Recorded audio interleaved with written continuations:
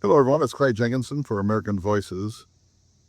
Today, I want to read you just a little passage from the Mayflower Compact of 1620. As you know, the Pilgrims came in Massachusetts. Before they got off the ship, they designed a social contract. They have left behind the government of England. They were still subjects of the crown, but they were, in a sense, on their own in a howling wilderness. And they needed to create a provisional government. This is the first time this happened in the course of Euro-American history. In the name of God, amen.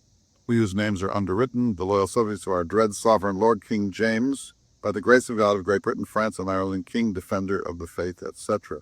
Having undertaken for the glory of God and advancement of the Christian faith and honor of our king and country, a voyage to plant the first colony in the northern parts of Virginia, do by these presents solemnly and mutually in the presence of God and one another covenant and combine ourselves together into a civil body for our better ordering and preservation and furtherance of the ends aforesaid, and by virtue hereof to enact, constitute, and frame such just and equal laws, ordinances, acts, constitutions, and offices from time to time as shall be thought most meet and convenient for the general good of the colony, unto which we promise all due submission and obedience. In witness whereof we have hereunder subscribed our names at Cape Cod, the 11th of November, in the year of the reign of our sovereign Lord, King James of England, France, and Ireland, the 18th, and of Scotland, the 54th, Anno Domini 1620.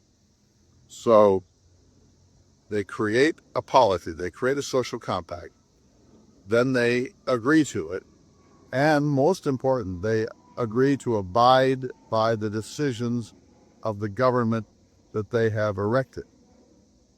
In other words, it's one thing to permit a government, but unless the people commit to doing their part, showing their civic responsibility to that government, among other things, by obeying the laws that that government creates, there can be no civil society. And so at the very beginning of American life, there is this compact, and it sets a tone for all that will follow. You know, John Adams, in correspondence with Jefferson, later said, the revolution didn't occur in 1774 and 1775 at Lexington and Concord and Bunker's Hill and so on. The revolution had already occurred 100 years earlier, certainly decades earlier, because the people from Britain who came, the colonists, were thrown upon their own resources, and they had to then create a government.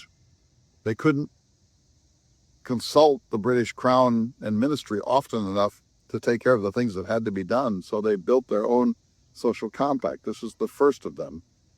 It's exceedingly important.